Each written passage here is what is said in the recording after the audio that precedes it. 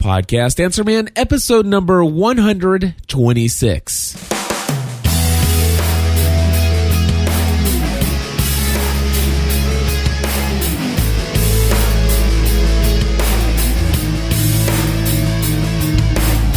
Hello, everybody, and welcome back to another episode of Podcast Answer Man. My name is Cliff Ravenscraft, and today I'm going to be talking about a topic that I get asked quite often about, and that is how to make money with your podcast, or how do you drive any sort of income with what you do through your efforts in podcasting.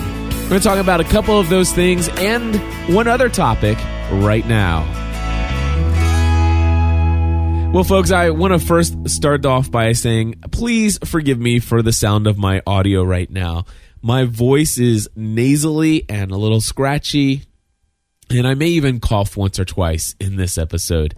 And that's because I have a little bit of an upper respiratory infection, but no worries. I went to the doctor as soon as I got home from vacation, and they gave me some antibiotics, and I'm already 2.5 days into it, and I'm sure I'll be feeling fine by next week. But the show must go on, my friends, and that's why I'm here every Thursday from 7:30 in the morning till 5 o'clock in the evening, recording podcast episodes back-to-back all day long. And if you haven't ever done so, why not stop by some Thursday at gspn.tv/live.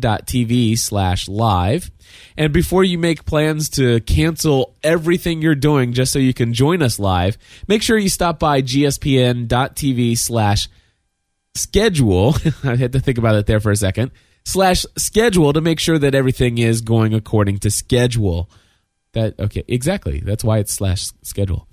Anyway, there is something that I need to change in October. There are 2 Thursdays in October that I will be unavailable all day, both 2 Thursdays back to back, and still trying to figure out how I'm going to work those details out. But, you know, the show must go on some way, in some fashion or another, and I'll make sure it happens. And it's not going to be just like a day earlier or a day later, because it's actually 2 full weeks back-to-back that I've made a commitment to go and work with somebody. Anyway, I'll probably maybe do a weekend kind of deal. So I'm looking in the chat room, and already Gordon's in the chat room saying, my model for podcast monetization is different than most. Listening is always free, but I always have, let's see here, but lawyers who want continuing legal education credit pay for the certificate of participation. Oh, very cool. So you're doing like continuing educational classes where they can earn credits for their continuing ed, and the content's the same whether you pay for it or not, or pay for the actual certification or not. I like that. That's a great model, and that's exactly what we're going to talk to you guys about today. And to start things off, I have 2 voicemails. We're going to start off with a voicemail from my friend Steve, who we hear from quite often now, which is a great thing. So, by the way, Steve, thanks for calling in again in advance. And here's what Steve had to say. Hey, Cliff. This is Steve from Indiana and the Motorcycle Nation podcast. Just wanted to ask a question of the Podcast Answer Man concerning monetizing your podcast. Now, I know you've done podcasts on this in the past, but I recently received a newsletter from Podcast Alley, and it talked about allowing Mevio to help you monetize your show. And just wondered, number 1, what you think about that. Number 2, how much control over your content do you lose if you do let that happen, or are there ways to go about not allowing them to have your content but still have you promote the people that they want you to promote so that you can actually monetize the podcast? So if you would possibly go back and cover that a little bit more. And I'm sure there are a lot of other people out there who have the same question that I do. So I would appreciate it if you would cover this on an upcoming episode of Podcast Answer Man. Thanks, Cliff, and everybody out there join the community. All right, Steve, thank you so much for that question. Now, I will tell you that I have not worked with Mevio in quite some time. In fact, they used to be Podshow, and I did sign a non-disclosure agreement when I was in talks with them about possibly joining their network as a premium producer or whatever that they called it at the time. I mean, these things are changing all the time in essence.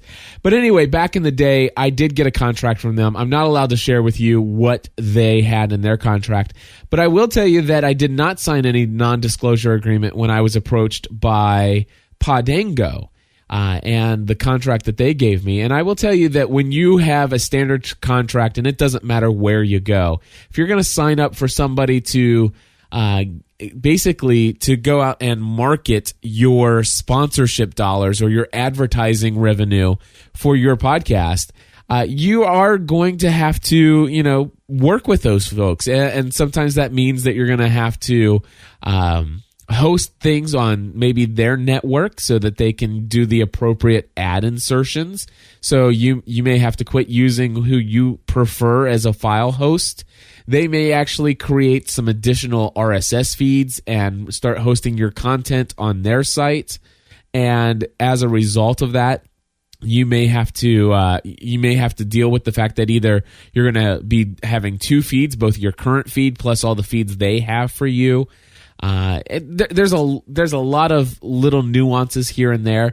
And to be honest with you, it's not fair for me to say whether, what all control you would lose as a content producer or the owner of your own content when you sign those contracts, because honestly, you have to look at each one individually. And I will tell you, my personal feeling, and this is the things that I've learned through this process, is that you pretty much, anytime you're offered something like this, is that if your content's worth anything to you, you don't just go and sign a default boilerplate contract. You go through it detail, line by line by line. I literally took 3 weeks to go over the Podango contract, and I made 34 suggestions. 34 suggestions for things that I would require to be changed and reworded so, before I would consider signing on with Podango. At the very last minute, some last minute conversations, in essence, I had a really bad feeling about the way things might possibly go in the future if I were to sign that contract. And at the very last minute, with all the changes, with everything in place, I still ended up not signing the contract.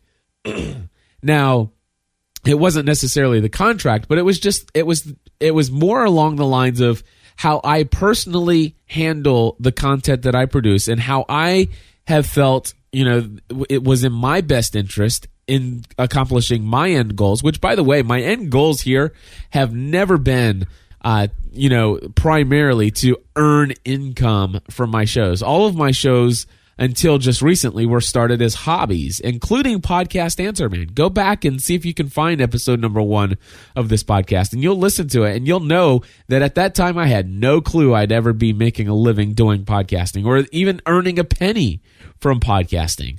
But if you go back and listen, you'll kind of capture that feeling. But with that being said, when one of the things that happened in the Podango situation was a conversation came out and says, "Hey, Cliff, have you ever thought about, basically cutting out several of your shows and just knocking it down to maybe the 1 or 2 shows you think are the most popular?" Because, and this is the wording they kind of use, and this is paraphrased slightly, but it's, if you had 1 or 2 shows with 50 to 75,000 listeners, it would be easier for us to find you sponsorship dollars than having a network of 10 to 15 shows with a couple hundred, to a couple thousand listeners for each of those individual shows. It'd just be easier for us if you had, mass quantities of subscribers to, just a very, either 1 or 2 or at the most maybe 3 shows. And since what that communicated to me was, these folks were only interested in going out and finding big corporate sponsors who would pay money for large volumes of subscribers.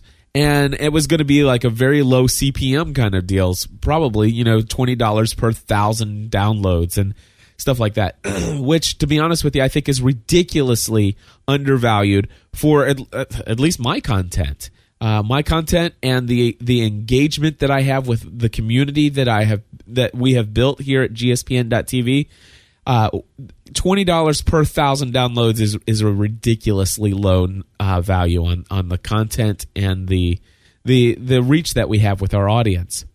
Now, with that being said, I ended up not signing that contract. But if you're doing a podcast that's a hobby and you're interested in allowing somebody else to take over the responsibility of that, understand this. There are several different levels of these networks out there. They have their upper level. It's like you're almost like a partner level, or not that you're a partner, but you're at the top premium network level, and they're going to promote the heck out of you because, well, they believe that they can really grow your audience. And if you don't meet that level, then you're going to be at some, medium level or even small level. And if you're, let me just put it, I'm going to say it this way. And if you're from a network and you disagree with me and I've got it completely wrong, then feel free to give us a call on the listener line, area code 859-795-4067. If you are from Mevio, or any other network out there, and you want to talk and be frank with the type of offerings that you have and what's required and stuff like that, I'd be interested in talking to you about possibly even bringing you on for a special episode. No promises, but I'd be interested in having that conversation with you. But anyway, my gut feeling on this over the last couple of years that I've been approached with the networks is that if you have about 50,000 or more subscribers, good chance that you'll make it to that top level network base. And if you do that, then you're going to get some good promotion, cross promotion. They're going to connect you with the other people who are at that top level, and you might get connected with somebody who has 230,000 podcast subscribers and stuff like that, and you're going to be interacting with those. And of course, those relationships aren't automatic. You have to develop and cultivate those relationships with those other podcasters, but you're going to be playing in a field with other players that are out there at your level. And I've always said that the best way to promote your show is to really have a great relationship with other podcasters, and especially if your audience is similar to their audience, it's just natural cross promotion will occur as a side benefit of that. So with that, if you have less than 50,000, let's just say you have a couple thousand subscribers. Well, guess what? At a couple thousand subscribers, let's just say you have 4,000 subscribers to your podcast, and you get somebody that lands you a deal for $20 per 1,000. Well, you put out a podcast episode. Well, that means you got $80 for that episode. I still think that's for what we're doing here, that's still grossly undervalued for the type of response that you get from that. And some of you are out there and you're hearing me say I could get $80 per episode with 4,000 subscribers. Where do I sign up? Let me say something. If you've got 4,000 subscribers and you have a niche audience instead of just a general audience, but if you have a niche audience, do not sell out for $20 per 1,000. I will not mention any names, and just so you know, so that you won't be guessing at which sponsor has done what, I will tell you, since December of 2005, I've had no less than 15 different sponsors for various podcasts that I've produced at one time or another. Some of those sponsors were Time Warner Cable. Some of them were DirecTV. We had sponsors that were online dating services. We had sponsors that are bookstores. We had sponsors that are graphics artist design. I mean, we've had a lot of different sponsors that I've tried things out. Some were advertisers, some were sponsors. And I will tell you that there was a time where I had a show that was relatively new, very little subscribers, and worked out an arrangement where I made, let's just say, more than $500 and less than $1,000 per month for a once a week episode. And I'm telling you, those kind of things, and that was without any guarantee of how many subscribers that I have. Matter of fact, the talk of subscription numbers didn't even matter. It was the audience that I had. It was the engagement that I had with the audience. And I will tell you that it was a very successful campaign. And that's all I'll say. And I could talk to you a little bit more about that and one of the things I do want to share, just complete authenticity and transparency here. I'm a little bit hesitant to share all of this information with you. I put out a lot of content for free here at podcastanswerman.com. It's something I very much value in doing, and it builds a lot of great trust, and it shows you guys that, at least I know a lot of stuff about what I'm talking about, and I live, eat, drink, and breathe podcasting. But I do make a living doing consulting work, and this is one of those things where I'm typically paid an hourly rate to sit down and have these conversations. So while I'm going to put some stuff in here, I just want to say, I'm going to try to keep from sharing too many details because I still have to protect some of the stuff that I actually do throughout the week and not just put it all into one episode for you. So if you want to go into more detail about some of the details about how I was able to monetize and to gain some of these sponsorships, I'd be happy to sit down and talk to you one-on-one, given my hourly rate. You can always email me, feedback@gspn.tv, or just go to podcastanswerman.com. You'll see all the contact information there. I'd be glad to set up an appointment with you and to talk to you about those sort of things. In fact, I've got a consulting call coming up in the next couple of days where we're going to talk about different revenue models for podcasting, and I'm going to be sharing my story. So with that being said, please forgive me if I remain a little bit vague on this, but I definitely wanted to share with you, and especially you, Steve, when it comes to these contracts, just understand this, is that you are going to be working with somebody else. You're going to give them some control over what goes on to your show. You'll probably always have ultimate control if you get somebody that's wants to sponsor a bunch of different podcasts across the network, and that sponsor is extremely objectionable to the type of content that you produce and the values that you have personally. You can reject that, but when those networks go out and they're seeking out sponsors, they're not taking your values into consideration. And and I will tell you, there's a big difference between advertising and sponsorship. And if you're interested, I'd love to talk to you about that one-on-one. If anybody out there is, I'm releasing a mega feedback episode this week. I'm reading the chat room and I'm not sure what that's regarding. But anyway, I would be interested in talking to you about advertising versus sponsorship and some of my experiences doing just that. And it's also some other methods of earning income. In fact, we have a question from, I think this is from Stephen in Australia, and he happened to be on episode number 8, or actually no, episode number 9 of Social Media Serenity that we recorded earlier today. And this is Stephen's question right here. Hey, Cliff, this is Steve from India. Wrong Stephen.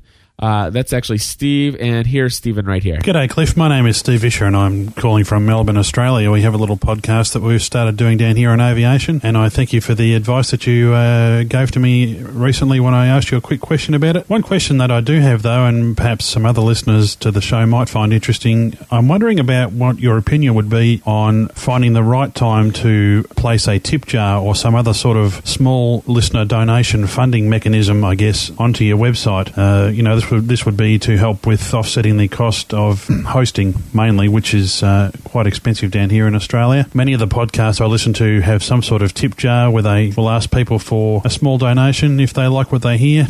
I've seen other podcasts go down the route of trying to sell merchandise such as T-shirts with what I think may be limited success. Our podcast is about 8 episodes in, and my co-host and I were considering perhaps starting a tip jar maybe from episode 10, now that we're getting maybe a couple of hundred downloads each episode, which is quite gratifying in itself. So yeah, just wondering what your opinion would be on that subject. Thanks very much for the help that you gave me recently. I really do appreciate it, and you do have quite a following down here in Australia, so keep up the great work. Cheers. Bye.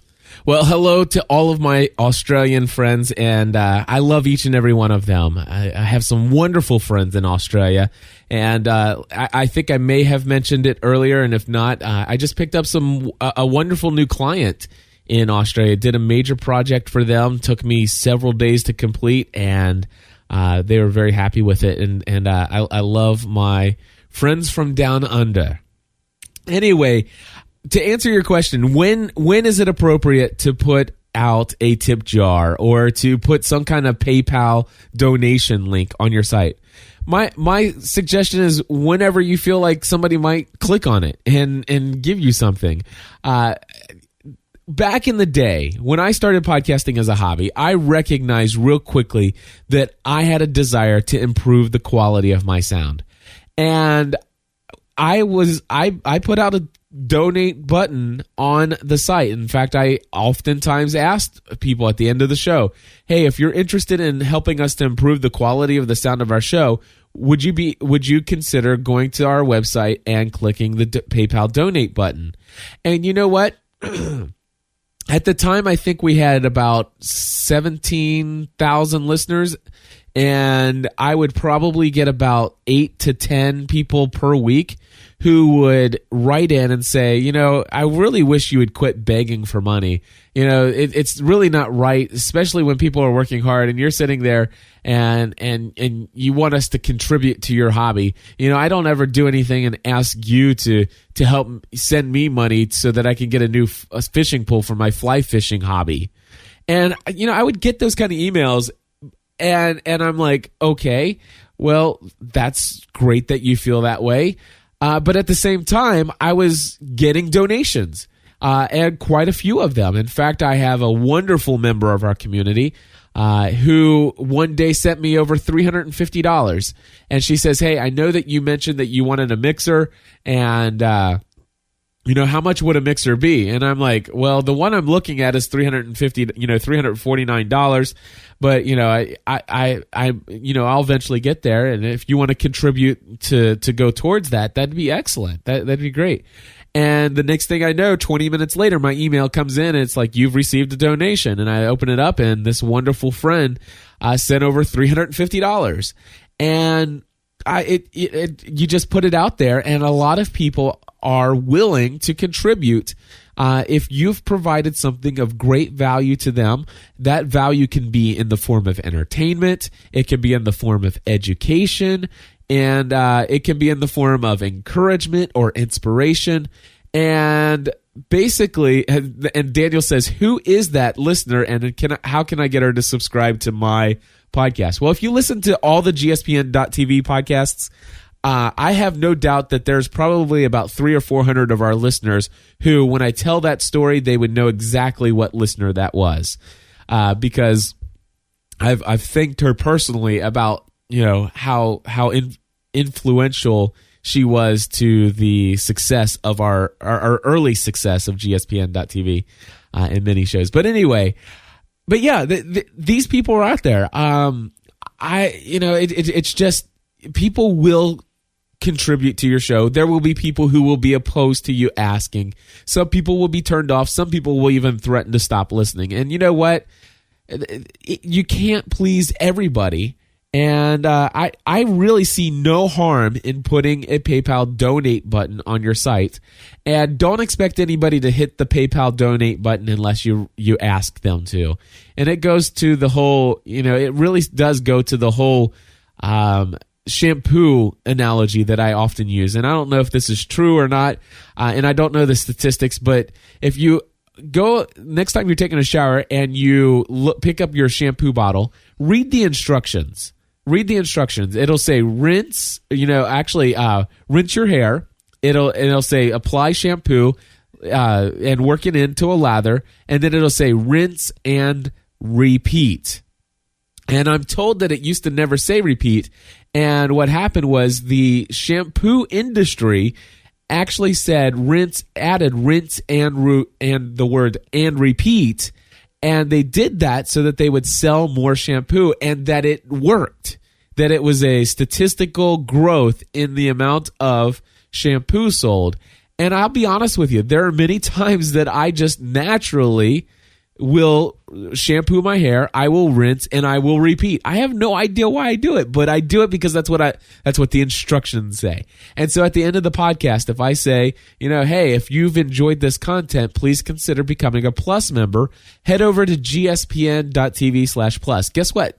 Some people will do it, but if I never mention it and it's just a link on the side of my page, most people will just not think to do it. So you do have to kind of be out there and let people know that there is an ability to donate, and if they find value in the content that you produce, that you would appreciate that. It would help the improvement of the show via the quality or what have you. And I will tell you, it was very difficult for me to go from donations to a premium subscription model. And I would, I'm not going to go into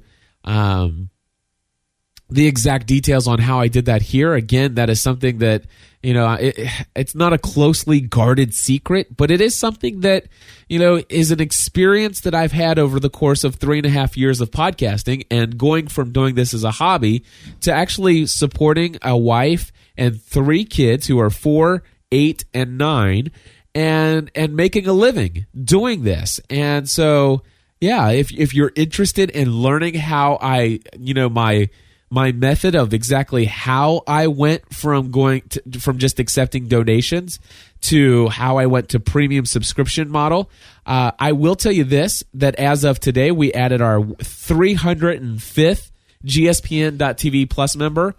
You don't have to be a math genius to learn how much I bring in just from producing podcasts each month. Just take the number of $10, multiply that by 305 people who pay that amount each month, and that's how much money I currently bring in just from recording podcast content. Now, that may seem like a lot of money, and, well, quite honestly, it is. But when you consider running a business and paying taxes and all the overhead that's involved with operating a business, you'll understand that I'm still not quite to where I need to be just from content alone to support my family. And so I do other things as well. And that's where my consulting comes in, and that is where my equipment sales come in. And so right now, I'm generating approximately 1/3 of my income from producing content. And the other 2/3 is a mixture between consulting work and also equipment sales. So that's where my income is coming in. Now, I will tell you my goal is to where I will get to the point where my Plus membership, or my subscription model, my content coming in from my I can't think straight because of my I cannot even breathe right now, which is really funny, through my nose. Anyway, so what was I saying? I'm looking forward to the day where 50% of my income will be coming in from the content that I produce. And I will be at that point when I reach 500 plus members. And when I reach 500 plus members, it's going to be a big, huge party. Let me tell you, we are so looking forward to that day. And that day is coming. There's no question in my mind that day is coming. And one of my friends always reminds me, he says, listen, Cliff, just know this. If you got 30 people who are paying $10 a month, or 300 people that are paying $10 a month, you got to know that there are 300 or even 3,000 people that there are 3,000 people who would be willing to do it if only they knew you existed. That is a huge encouragement and inspiration for me to continue to work on the exposure of our content to as many people as possible. Things that I've been praying about, things that I've been working on strategies on, and, things that, to be honest with you, some major doors are opening. I don't know which of those are going to pan out to be wonderful things, but I have no doubt that wonderful things are in store. And so, yeah, donations, definitely a model that I think it would be safe to. I don't even think you have to wait till your 10th episode. I think you can go ahead and put the donate button on the right-hand side and start mentioning it at the end of your shows in a very, very non-threatening way. Just say, hey, if you enjoy this content, please head over to our website. Consider hitting the PayPal donate button, or whatever the case may be. Go ahead and do it. Don't feel bashful to get that started. and underway. Again, I have some very deep thoughts about advertising versus sponsorship. We do have one. Do we only have one? I think we only have one active sponsor right now, and that's because I prefer the premium content model. And the model that I do, of course, is where a majority of our content is available for free. But if you pay $10 a month, you get access to every episode of every show we produce. Now, for example, Full-Time Mom, you're guaranteed to get one of those each month, one episode a month for free. But if you're a Plus member paying $10 a month, you'll get an episode every week. Same goes true for Social Media Serenity or Business Tech Weekly at socialmediaserenity.com and businesstechweekly.com, by the way. You're guaranteed to get at least one of those. Sometimes you'll get two. You might even get 3 episodes for free 1 month. But Plus members will always get weekly episodes. So they'll get more than people who are not Plus members. And more times than not, they'll be getting quite a bit more. And we have several shows on our network where every single episode is free. And that is Podcast Answer Man. And the reason why is because there are other ways of making money from my content. And that is putting things out there of great value that makes people want to reciprocate by providing something of value back to me through either becoming a Plus member just because of goodwill and wanting to support the kind of content that I produce, which you could do over at gspn.tv/plus. Or you could actually do that by purchasing audio equipment from me, which, by the way, a lot of people have done. In fact, let me just tell you real quick, and I'm not throwing these numbers out to be boastful, but I'll just share with you. I started selling audio equipment, I think it was about it may have been like February of 2008. But when I started, I had no idea how much equipment that I might possibly sell. It's been, about 18, 19 months? I'm not great at math, but it's not quite been 2 years, and I've already sold more than $70,000 in podcast audio equipment. $70,000 in audio equipment. Now, obviously, I didn't make $70,000. I make I don't even make a commission. I have a markup of, I'm actually an official reseller, so I get very discounted prices based on quantity of products sold. And then I sell them at regular, not retail, but even sometimes well below retail cost. But at the same time, I do make some money per item. I buy it at this price, I sell it at this price, oftentimes much lower than retail, and I'm able to make a profit off of those sales. So being able to sell $70,000 worth of audio equipment in under 2 years is amazing. And how have I done that? It's been through the relationships that I have built through the people who listen to this content.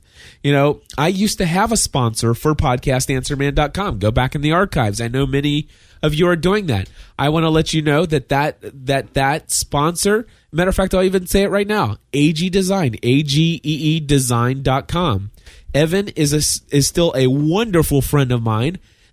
And when we wrote the agreement for him to be a sponsor of Podcast Answer Man, we were very formal. We had a written agreement between the two of us, and it was very detailed. I actually drove to his house up in, I can't remember what part of Indiana that is, but it was about a 2.5 hour drive. And I drove up there. We met face to face. We hammered out an agreement, and we said, if any of us ever wants to stop this, sponsorship, here's the details of how we would do that. And one day it just made sense to me to stop that sponsorship. And it wasn't because of a relationship thing.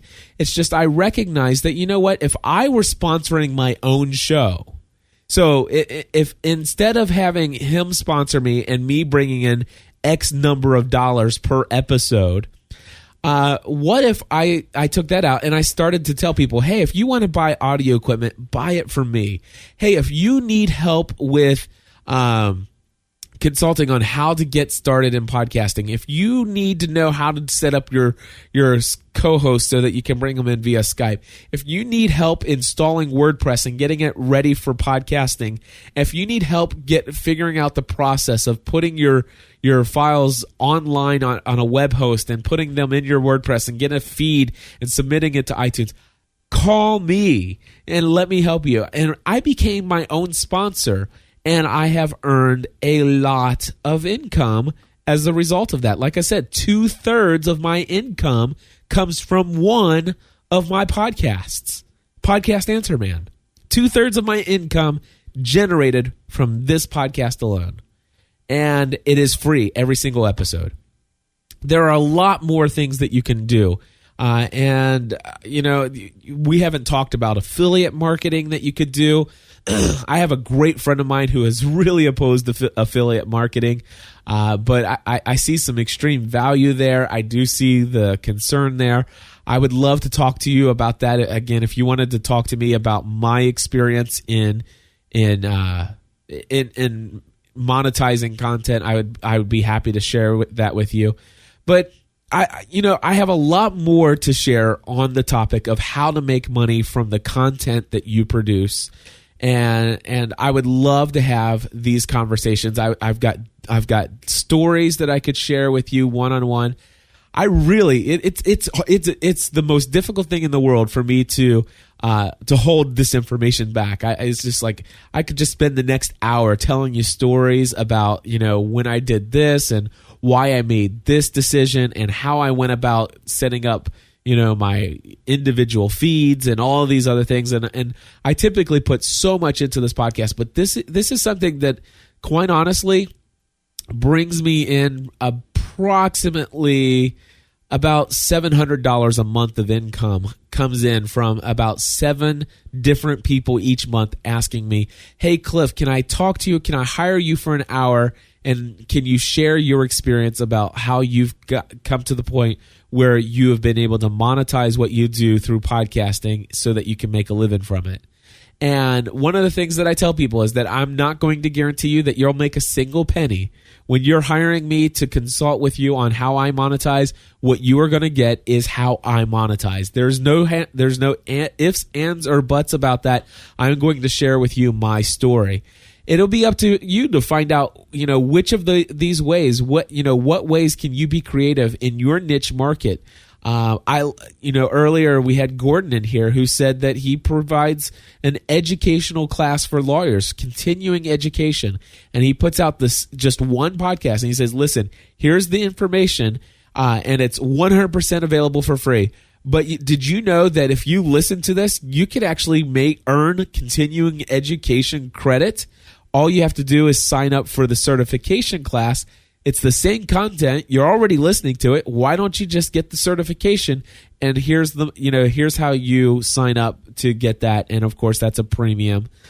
So that's even another model. And there's lots of different models. And I'd love to share with you my stories. And and a lot of people have taken what I've said, and I see a lot of people who are making money. I've seen some people who hired me and they just didn't have the passion or the drive to make it happen. And so I've seen, probably about 2 people over the last year and a half who have hired me, and they just said, I'd rather just go to a network, sign up, and let somebody else do that for me. And I want to tell you, I was there. I was almost ready to do that. I've actually had contracts in my hands 2 different times, almost ready to sign. And both times I decided not to.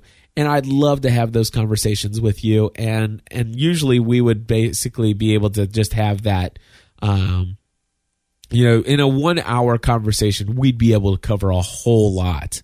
Let's just say it that way. And 1 hour is not too expensive. So if you're interested, give me a call. 859-795-4067 is the voicemail feedback line. If you want my cell phone number, you can call me directly, 859-757-1399. If you want, just email me. The easiest email address, feedback@gspn.tv. I'd love to work with you on any of those levels. And so just to finish that story with Evan, I went to him and said, "Listen, Evan, I love our sponsorship agreement. I know that many people have contacted you. They've gotten some artwork and some great design work from you. But I'd like to talk to you about canceling our sponsorship. And the reason why is because I really feel like I'm missing an opportunity to really sell my own products and services to the audience with the relationships that I've built. And it's proven to me that I make a great deal more money than I ever would have otherwise. So with that, let me just turn my ringer off here in the studio. That's pretty much what I have to say about that. And that's it. So I'm going to go in. I'm going to have one last caller come in here. This is Will, who has some questions about why I set things up the way I did in WordPress. Here's what Will had to say. Hey, Cliff. This is Will from Washington, D.C., in reference to the podcast Answer Man. I have a question for you. I noticed on your, for most of all your shows, basically, they each kind of go off of the gspn.tv main page. So you have Weekly Lost Podcast directs to a certain category of your WordPress feed on gspn.tv. Why did you decide to do that for all your shows, have all your shows basically on one podcast page as opposed to having multiple websites? Is there an advantage and are there disadvantages? Just looking forward to hearing your answer. This is Will from Washington, D.C. Thank you. Alrighty, so basically, thank you, Will, first of all, for taking the time to pick up the phone and call in and leave a question for Podcast Answer Man. It's totally awesome. Glad you're listening. Great question. Why do I have gspn.tv and run 21 of my 22 podcasts off of it? And the reason for that is because back when I first started podcasting, I started one podcast. And I'm the type of person who about once every 6 to 9 months, I like to change the design or the theme or the layout of my site to really give it a fresh new look. And that's just been consistent all the way through.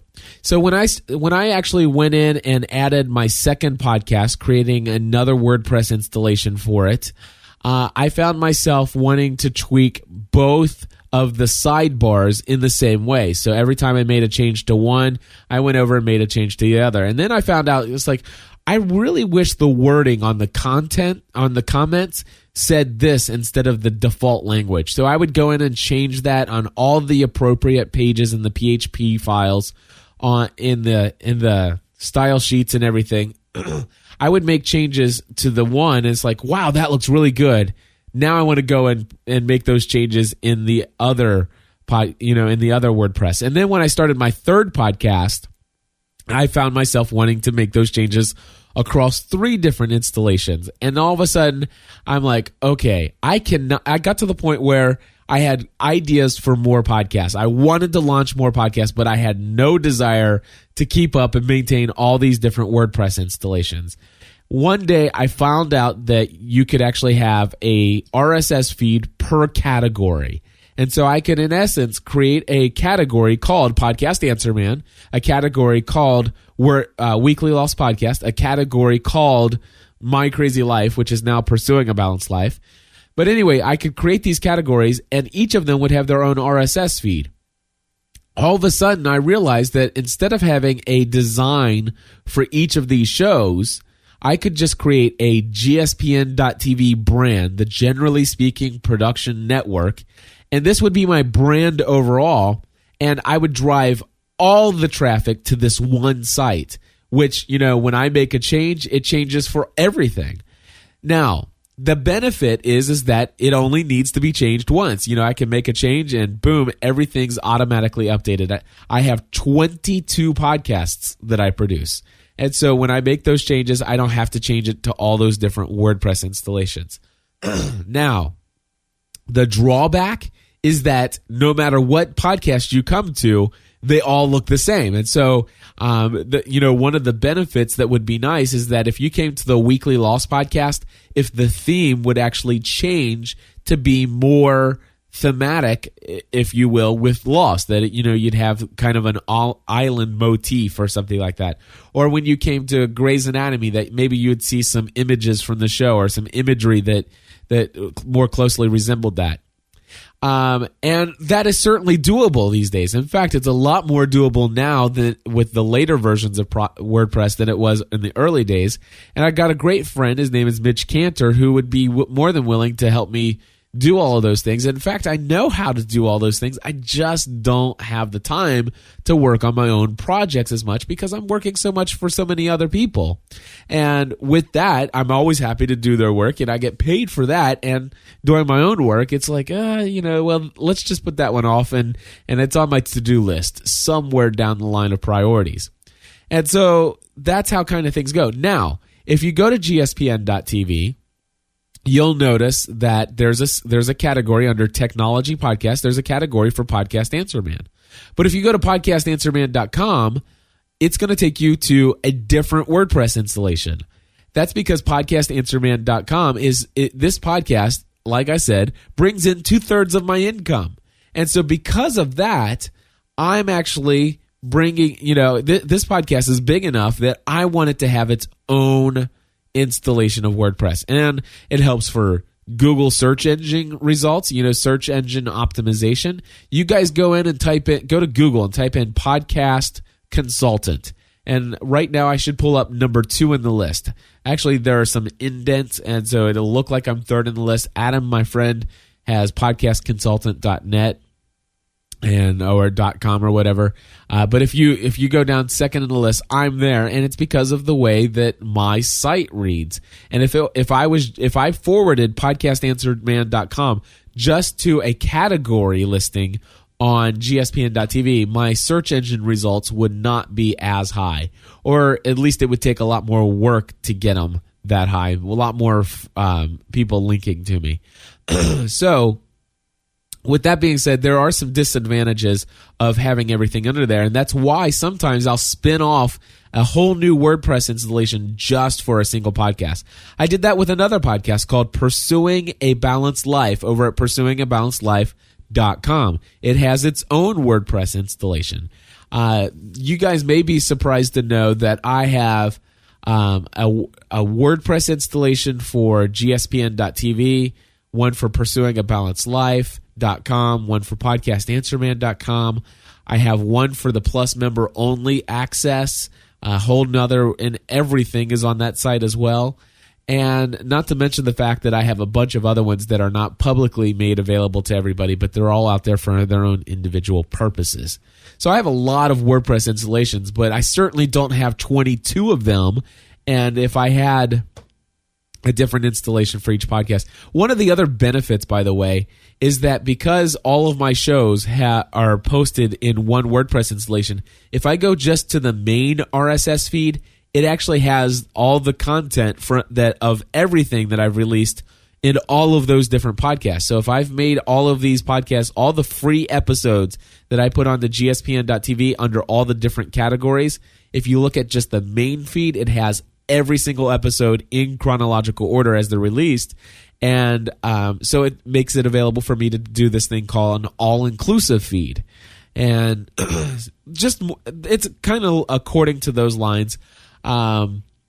If you only have 1 or 2 podcasts, it may make sense to kind of have your own installation. But if you're crazy like me and you have a whole network of shows, there comes a point in time when you have to say, okay, is it extremely important for me to have every single one of these things be its own installation? And for me, it's like, you know what? I think GSPN.TV, the Generally Speaking Production Network, is a brand of its own. And of course, podcastanswerman.com, it's a brand of its own. And Pursuing a Balanced Life has turned into a brand of its own. And in fact, there are some other shows on our network that I could see, really turning into something huge. In fact, you heard me mention it earlier. I'm going to encourage you, if you're listening to Podcast Answer Man, there are 2 other shows that I produce that I know that you will love. If you love Podcast Answer Man, you will love socialmediaserenity.com. And you will also, more than likely, especially if you have anything to do where you have a small to medium-sized business that you're involved in, you definitely should be checking out businesstechweekly.com. Again, that's businesstechweekly.com. That's all I got time for this week. I can't breathe through my nose. I need to get ready to start my next podcast here, actually 2 minutes ago. So I'm going to go ahead and wrap things up. I would love to continue to get your phone calls on our voicemail hotline. I've got plenty of these things lined up, but I always like fitting in new calls, within some of the older calls as well, and kind of doing theme shows versus just all kinds of topics all over the place. Of course, I like doing any kind of show, to be honest with you. And in essence, what I'm going to say is give us a call. Area code 859-795-4067. That's our voicemail hotline, open 24 hours a day, 7 days a week. 859-795-4067. Couple other things. If you are not in the market for new equipment and you're not in the market for some consulting, then please consider becoming a GSPN.TV Plus member. Support this content that we're producing here. You can do that. Head over to gspn.tv/plus. Again, that's gspn.tv/plus. And we would love the support of your contribution to the content that we're producing here at gspn.tv. And, especially if you're checking out all these other shows, you'll definitely want to check out those other shows I mentioned. I think that's about it. Also, I'm available for those 100-point podcast evaluations. Even today, I've received a couple emails saying that folks are very eagerly awaiting an appointment with me to do an evaluation of their podcast, and I'm looking forward to doing that for them. Again, that's a 100-point evaluation where I'll look at your podcast from 100 different angles, and we'll evaluate it and do a consulting call after the fact, and I'll go over all those details with you. And, of course, I'm available for any kind of consulting, podcasting, new media, and also equipment sales. So we'll talk to you soon. I'll be back next week, and I should probably be sounding better by then. God bless you all. Thanks for listening. Until next time, join the community.